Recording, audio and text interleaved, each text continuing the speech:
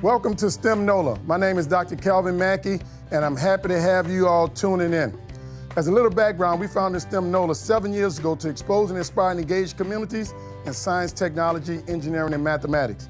In the last 7 years, we've engaged over 50,000 K-12 students, over 12,000 families, and over 1,500 college students and STEM professionals. One thing that I'm proud to say is that we've put over $1 million in the hands of college students over the last 7 years serving as college interns with STEM NOLA, going out and engaging the community. So thank you for tuning in.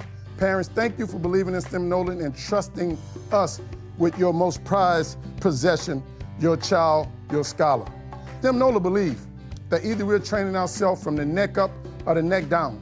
In the 21st century, our children will only have one or three options. Either they're gonna take something, break something, and/or make something. And if we don't give them the skills and education to make something, like make a living, make a life, make a difference, it only leaves them with the two options that we see on the news every night, and that's to take and break. I don't want that for my two children, and I know you don't want that for yours, and that's why we're here today to expose our children to the possibilities of the 21st century. This is my friend. This is Alpha. Alpha is a humanoid. A humanoid is a robot that tries to act like a human. This humanoid has 9 servos and can do pretty much anything physically that a human can do. This is our competitor in the 21st century. Alpha can actually do push-ups.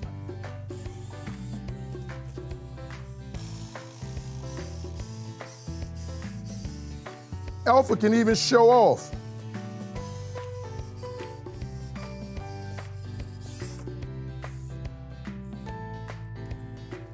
And Alpha can even dance.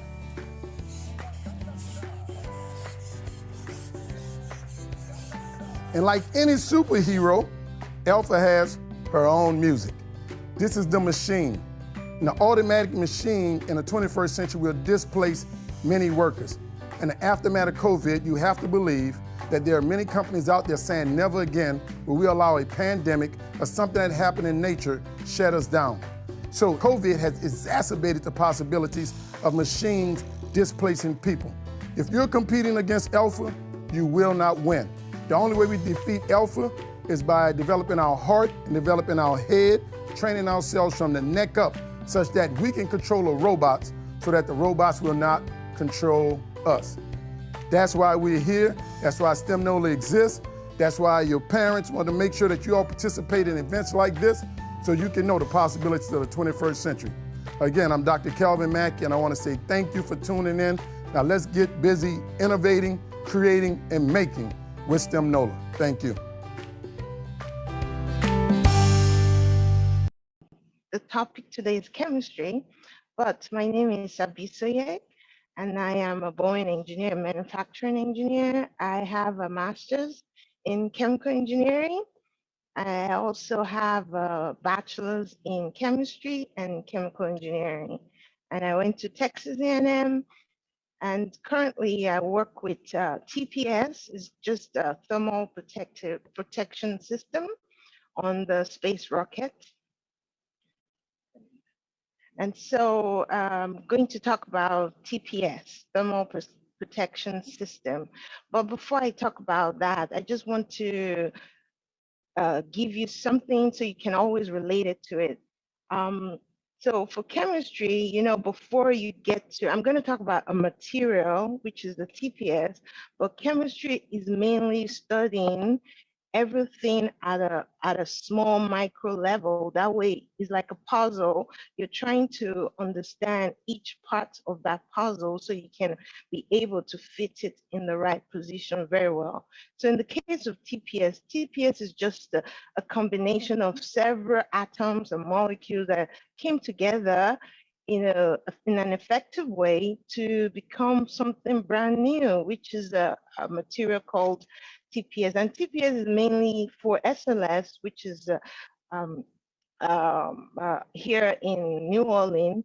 We mainly work with the foam, the caulk, and the Ipalon. Ipalon is just the paint, is the chlorosulfonated paint. And so what is TPS? TPS is an insulator it is a required, when you look at the picture on the right side, I intentionally had it that so you can see the whole external surface is all TPS, and TPS covers almost all the whole body of the rocket. So the reason why TPS is required is because of the property it has. It's very good insulator. Like when you're a scientist or engineer and you want to create something, you have to think about what you want that thing to do. Do you want it to do this and that? In this case, we want it to be a very good insulator.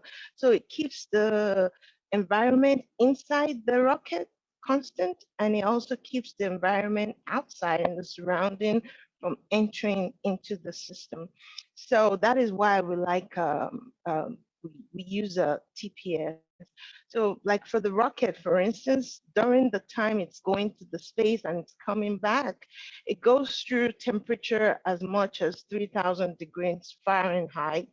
And so that is very, very hot. And that would normally interfere and go into the system normally, but because of the property of the material TPS, specifically the foam and the caulk, it prevents heat of that nature. So can we?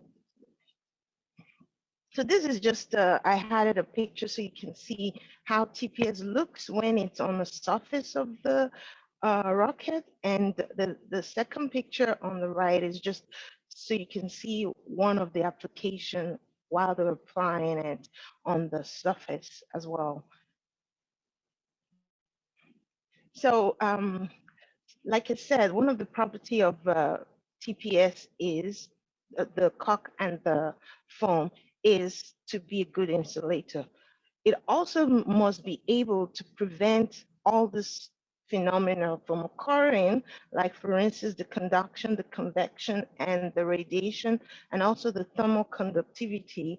It must block it all to almost zero. We know in real life, there's nothing that is almost zero, that is zero, but so it's almost zero.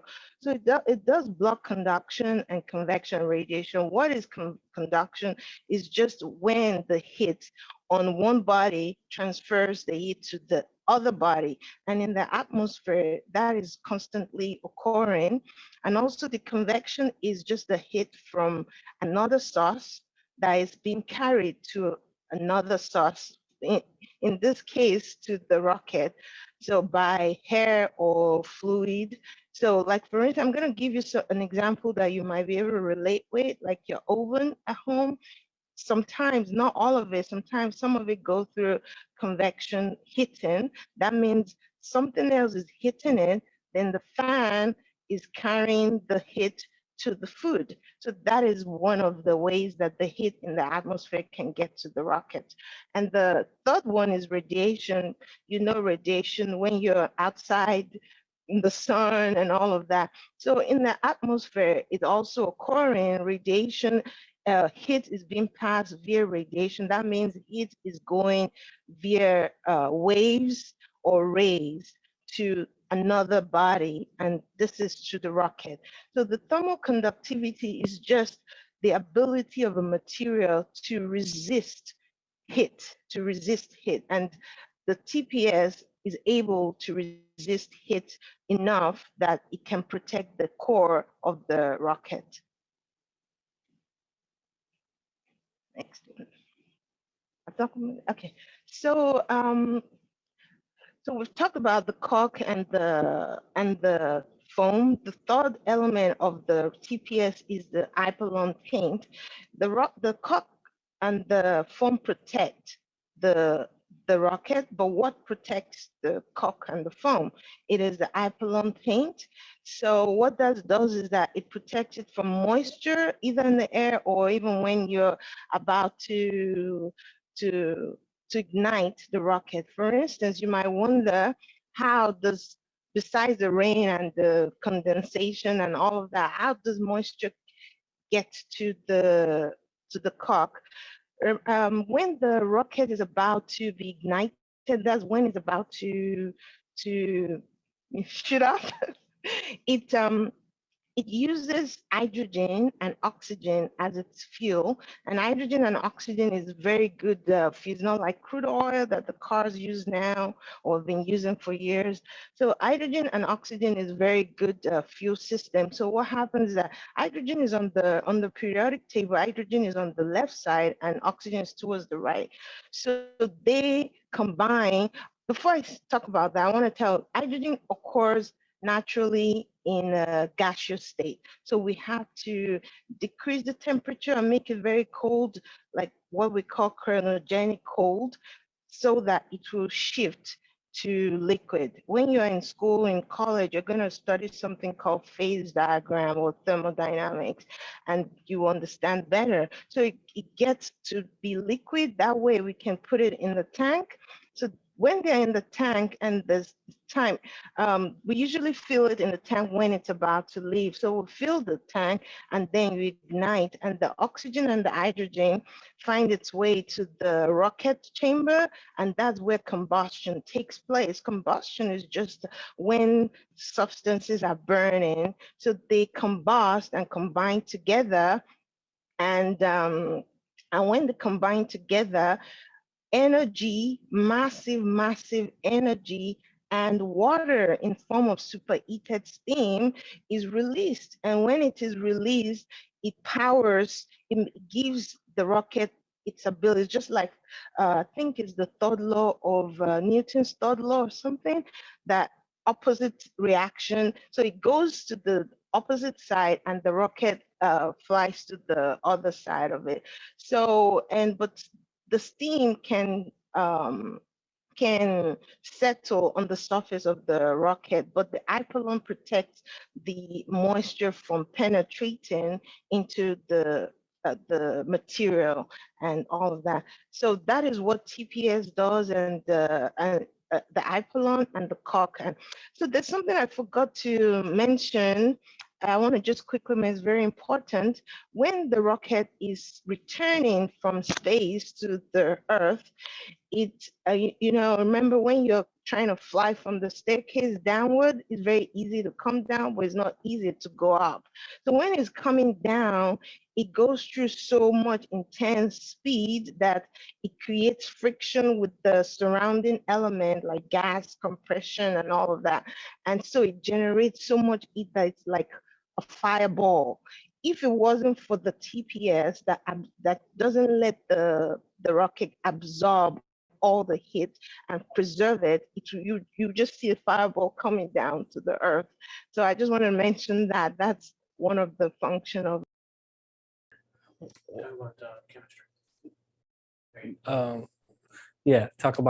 We're gonna discuss the vocabulary terms, the objectives, the activity questions, and then we're gonna make Mardi Gras slime, and after that, we're gonna ask you some more activity questions. All right, the first vocabulary word is polymer. It's a molecule made from joining together many small molecules called monomers. Chemical reaction, that's a process that leads to the chemical transformation of one set of chemical substances to another.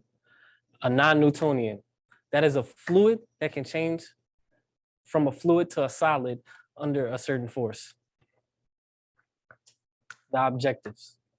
You will understand the monomers and polymers to create and form long molecules. You will learn how to make Mardi Gras slime. All right, the questions of the day. What is a molecule joined together by multiple monomers? What is a process of transforming one set of chemical properties to another? What do you call a fluid that can change from a solid to a liquid with added force? Just keep these in mind as we go on and make the slime. All right, now it's time to make the slime. The materials you will need will be a half a cup of clear glue, glitter, a half a cup of liquid starch, craft sticks, a half a cup of water, yellow, green, and purple food coloring, and other Mardi Gras accessories. Now the science behind it.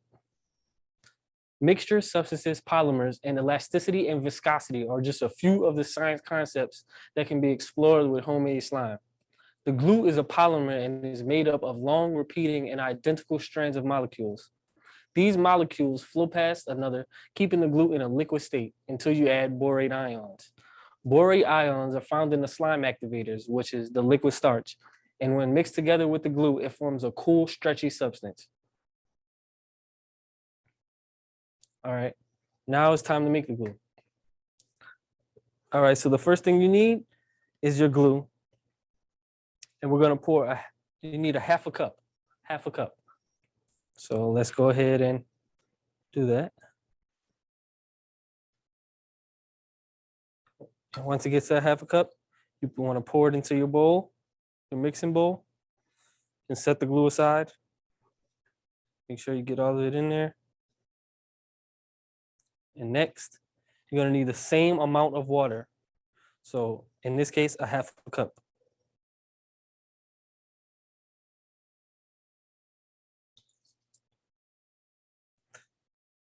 And then with the utensil, you're gonna mix it together carefully.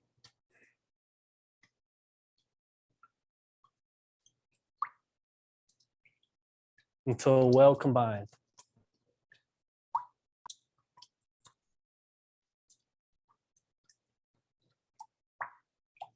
And once you see it starts to look like this thick mixture, then you will add your food coloring. 2 or 3 drops will do.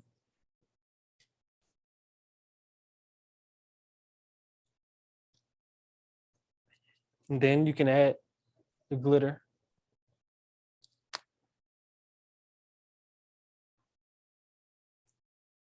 Since we're from New Orleans, we're going to use Mardi Gras colors, you know. Add some purple.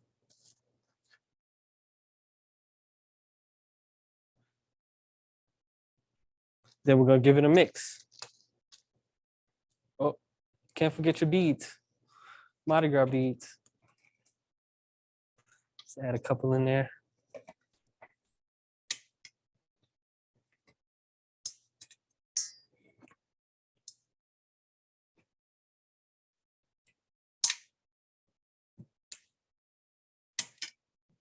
All right, that'll do. Now we give it a good mix.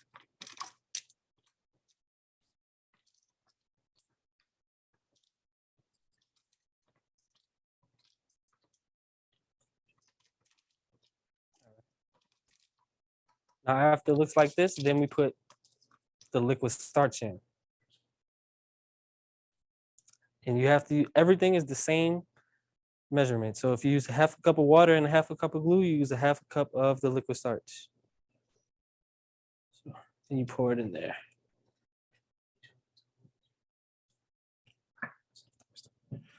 All right, then you give it a mix. And as you can see, almost instantly as you pour the liquid starch in there, it starts to thicken up.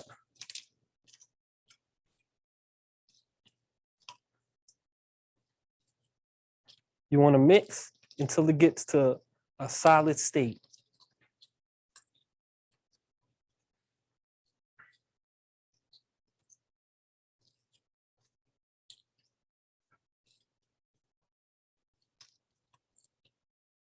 Yeah.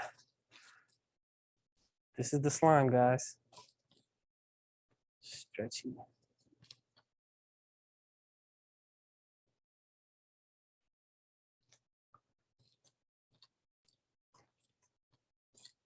All right. And that's how you do it, you guys. Fairly simple. So, all right. So now we're going back to the questions of the day. What is a molecule joined together by multiple monomers? A polymer. Huh. Now, next question.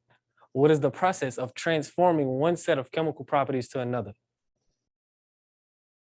A chemical reaction. Now, what do you call a fluid that can change from a solid to a liquid with added force? A non-newtonian. There you go, you guys. Any questions? Well, thank you, guys. Be sure to email your pictures to webinar@stemnola.com. And we have another live session Thursday, February 17th at 4 p.m. And thank you, guys. It was a joy.